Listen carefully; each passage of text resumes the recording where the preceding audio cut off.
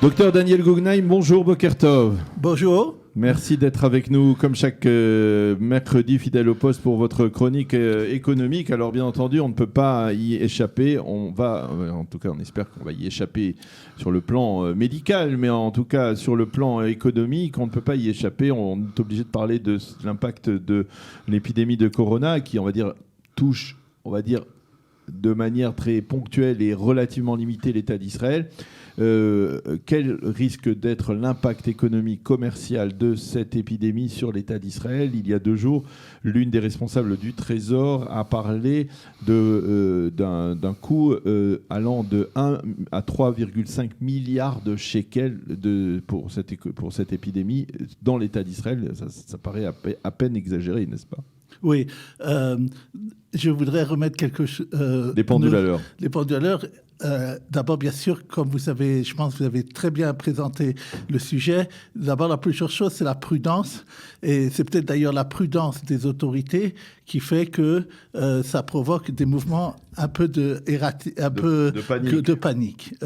Point de vue économique, les gens qui ont leurs investissements dans la bourse d'une manière ou d'une autre, ils voient que peut-être même dans les journaux, ils voient que d'une façon dans le monde entier et en Israël en particulier, il y a des baisses très fortes en ce moment sur les places financières du monde entier et aussi à Tel Aviv. Il y a des fois, un jour ou l'autre, comme on dit en anglais, le chat mort qui remonte un petit peu, mais c'est pour un jour et après ça redescend. Est-ce que c'est justifié ou pas? Est-ce qu'il y a une panique dans le sens boursier d'abord ou économique de dire quelque chose d'exagéré, on va dire. Est-ce qu'il y a, point de vue ce qu'on appelle financier, effondrement des cours? Non, un effondrement c'est 20% et au maximum ce qu'on a fait pour l'instant, c'est de revenir de ce qu'on était au début de l'année. Ouais. Donc c'est pas terrible aussi. Que ce soit en Israël ou dans le monde entier. Enfin, point de vue c'est pas la dernière on a fait 10% en moyenne. Il y a même des places qui ont fait 20%, 30%, il ne faut pas exagérer. Donc ça, c'est une chose qu'il faut remettre, comme je dis, les pendules à l'heure, de voir on n'en est pas là. Maintenant, ce qui est étonnant... Mais c'est justifié ou pas? Non, justement, ce qui est étonnant, d'abord, une chose qui est étonnante, c'est que en Chine, il faut les chiffres, par exemple. Vous avez 1,5 milliard de personnes en Chine. Oui. Combien il y en a qui sont morts? 1000 pour 1,5 milliard, ça fait... 2500, on va dire. Ouais, ou 2500. Même si on dit que beaucoup ont été... C'est certainement moins que d'autres maladies. Que la grippe espagnole, il y a un siècle, qui a tué des dizaines de millions de personnes. Maintenant, qu'est-ce qui se passe? C'est parce que l'OMS, elle emploie le mot pandémie et qu'on voit que, surtout en Europe, ça s'approche de l'Italie, etc. Que vous avez bien de dire, d'abord, Israël lui-même, il a pris tout de suite des précautions, le ministère de la Santé. J'ai vu d'ailleurs... On disait que c'était un peu exagéré, finalement, ça s'avère être suffisant pour... J'ai vu la semaine dernière, vous avez interviewé Ariel Picard, il a bien présenté les choses. Non, je pense qu'il a fait ce qu'il faut faire, peut-être même un peu plus que ce qu'il y a en France, et comme ça, on ne vient pas maintenant dire en Israël, vous n'avez pas fait assez. Oui. Et effectivement, en Israël, pour l'instant, ce n'est pas encore venu. Bien, encore une fois, pour les gens, je dois dire, je ne suis pas médecin, mais ce que j'ai entendu parler, c'est que surtout les gens qui meurent sont des gens qui seraient morts de grippe ou qui sont faibles. Pas il y a une personne de 38 ans et ça fait quelque chose. Il y a le ministère de la Santé iranien qui a eu ça, mais ça ne va pas nous déplaire. Mais disons de façon globale, c'est ça que je veux remettre. Maintenant, la Banque d'Israël, cette semaine, par exemple, a dit, et c'est pourtant des gens qui savent, qui sont différents du ministère des Finances, ils n'ont pas parlé de ça. Ils ont dit, on ne baisse pas pour l'instant les taux d'intérêt, parce que pour l'instant, ce qu'on voit, ce que le coronavirus a fait sur le plan international à Israël, ne donne pas une raison de dire on est à la panique. Okay. Il faut savoir aussi que... Alors, quand on parle de chiffres comme 1 milliard de shekels, 2 milliards, 3 milliards, ça semble tout à fait disproportionné. Oui, on parle pour le 28 mondial, pour l'instant, de 0,1% si ça s'arrête. Maintenant, la question, les marchés, les économistes, les personnes n'aiment ce qu'on appelle en Israël l'ivadaout, quand on ne sait pas qu'est-ce qui va se passer, l'instabilité. Donc ça fait peur aux gens et ça peut faire des dégâts. Maintenant, effectivement, il y a des gens qui attendent, j'ai entendu des paquets de Chine, peut-être ça ne vient pas en ce moment, il y a un problème qu'une partie de la Chine. Des paquets de Chine, pas de chips. Oui, de Chine, de la Chine. Très, très intéressant d'ailleurs de dire, j'ai vu hier un sondage, 80% des entreprises mondiales pensent enlever leur entreprise de Chine. Ouais. Ça, D'ailleurs, c'est une bonne chose que la Chine ne soit plus le seul endroit où il y a de la production. Mais c'est très intéressant parce que ça prouve la globalisation. Mais je dis pour l'instant prudence et qu'il faut remettre les pendules à l'heure et surtout ne pas vendre tout en panique et en se disant je vais vendre avant que ça s'effondre. Ils ont fait ça et après c'est revenu. Donc c'est ça que je dis. Alors on va parler des assurances. On en a parlé déjà plusieurs fois et c'est important parce que il faut bien informer, on va dire, nos auditeurs de ce qui se passe dans le domaine des assurances, qui n'est pas toujours tout à fait cachère, on va dire entre guillemets. Et là, on a le sentiment aussi que c'est un cas, une forme de mise en garde. Les assureurs ont proposé des prêts à intérêt quasiment nuls pour doubler la mise des épargnants. Oui, vous savez, les assureurs... Alors, pourquoi il y a, comme dans le monde entier, il y a la retraite qui est faite par l'État et il y a la retraite que les gens veulent se faire durant leur vie, quand ils ont d'économies, pour arriver au jour où à long terme, arriver à avoir un bon argent, une bonne somme à la fin. Et donc, les produits d'assurance proposent des produits financiers, ce qu'on appelle souvent ici polysotrisaron, c'est-à-dire des produits d'épargne à moyen terme ou à long terme, qui sont d'ailleurs assez liquides, mais qui ont un intérêt fiscal, surtout si on attend. Et maintenant, qu'est-ce qui s'est passé ? Ils ont dit la semaine dernière, c'est paru dans la presse, que la Banque d'Israël et aussi la Reshut נייarot Arech a accusé les agents d'assureurs de dire aux gens, voilà, vous savez, comme dans les Zdaka, quand vous recevez des gens ici pour faire, il y aura d'ailleurs en Zdaka, il y aura la même chose à Kalita, vous mettez de l'argent, nous on met la même somme. Voilà, matching. Matching, ils appellent ça. Et eux, ils font ça sans matching, ils disent, voilà, je viens, si vous investissez chez nous une somme de 100 000 shekels, nous on met la même somme, ou certains disent 80%. On vous le prête, et à un taux pratiquement nul, c'est en ce moment-là, prime moins 0,5%, ça revient à 1% par an. C'est pas grand-chose, effectivement. Et ils disent, regardez ce qu'on a fait les dernières années, c'est 4-5%. En plus, vous pouvez 50% en plus d'avoir de rentabilité sur votre produit. Alors, qu'est-ce qui s'est passé ? Et donc, la Banque d'Israël et les autres régulateurs ont crié comment c'est possible une chose pareille, parce que ça pousse les gens à s'endetter aussi. Ils n'aiment pas tellement ça. Sûr. Alors, le Reshut Shuk Ahon, que j'appelle souvent, c'est-à-dire l'autorité régulateur, elle a dit ça n'existe pas.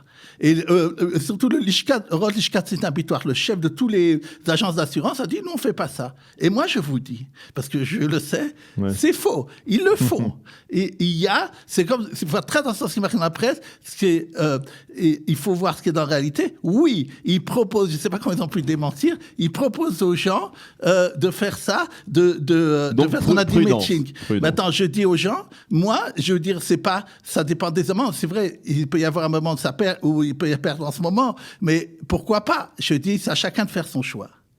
Alors, on reste dans le monde des assurances avec une volonté de l'autorité nationale des assurances de faire un peu d'ordre dans les assurances et dans le paiement d'assurance pour incapacité de travail. Hein.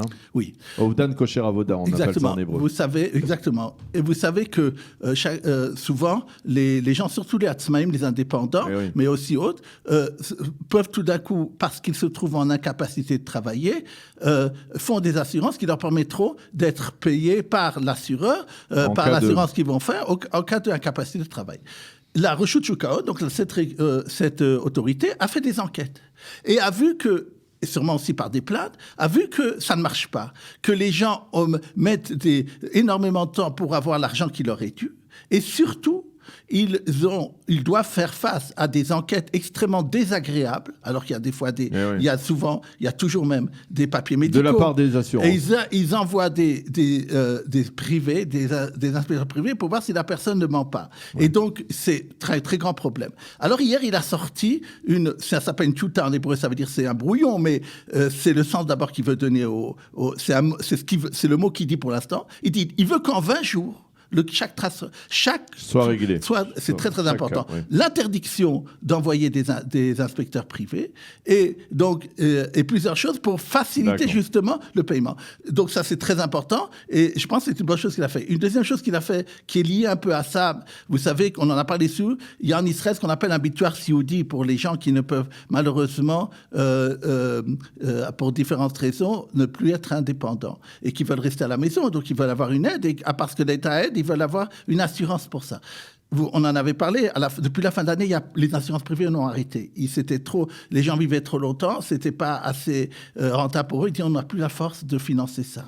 Et lui, maintenant, ce qu'il a fait, cette semaine, il a décidé que les coupes Trolim vont pouvoir permettre un agrandissement déjà d'une assurance qu'ils font à ce sujet. Donc, il a donné une solution par les coupes Trolim pour le problème qu'il y avait en ce moment. Alors, il nous reste encore très peu de temps et deux sujets. Rapidement, Bézek, que se passe-t-il à Bézek? Il pourrait avoir perdu 1 milliard de shekels sans le reconnaître officiellement. Oui, ça pose un très très grand problème. Il y a des avocats qui ont, depuis plusieurs années, attaqué Bézek pour dire vous étiez un monopole, à cause de ça vous avez pris trop d'argent. On a souvent parlé de ça ici, un mot qui s'appelle ça, Tvia Yitzukit. Maintenant, la justice, dont quelqu'un du Bet Mishpat Elyon, c'est-à-dire, c'est un fait, a reconnu que ce qu'ils avaient comme plainte est une vraie plainte. C'est-à-dire, il y a quelque chose qui va se passer, les procès durent longtemps. Et il demande à Bézek une facture de presque 900 millions de shekels. Bézek, lorsqu'il fait les comptes financiers, en a plus compte, mais d'après les avocats, pas assez. Et ils disent, vous avez, hier ils ont publié ça, vous avez induit les investisseurs en erreur, vous auriez dû prendre plus en compte, puisqu'il y a maintenant, il y a un fait depuis plusieurs mois qu'il va y avoir un procès, vous allez devoir payer de l'argent, puis sinon on n'aurait pas dit ça, la juge n'aurait pas dit, il y a quelque chose de vrai dedans. Et donc, ils disent, il faut que vous corrigiez. Maintenant, si cette somme-là, qui est faramineuse, est demandée à Bézek d'être payée, il n'aura plus de fonds propres. Et donc, c'est quelque chose de très grave. C'est quelque chose qu'il faut suivre. Et on va voir que c'est sûrement quelque chose dont on viendra parler, parce que Bézek, c'est comme une grande compagnie de téléphone. Alors, dernier mot, on rappelle votre conférence du 1er mars, avant les élections même. Voilà, justement, vous dites bien. C'est dimanche 1er mars à 18h30. Donc, les gens peuvent venir parce que peuvent dormir tard. Ici, à Kalita. Sous l'égide de Kalitime, avec Sarah Simcha et Ayala Bloom, qui a beaucoup poussé à ça, nous allons organiser. Encore une fois, ce que nous faisons à la radio, nous faisons surtout de parler d'informer. Là, il s'agit de faire de la prévention. J'étais à Tioux qui a été organisé par Kalitime, et quelqu'un là-bas, Gérard Soufir du groupe, a dit, il remarque que l'Aliyah de France est en souffrance.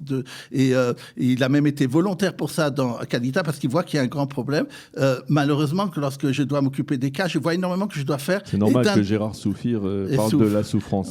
La semaine prochaine, on fera beaucoup plein pour Purim la semaine prochaine.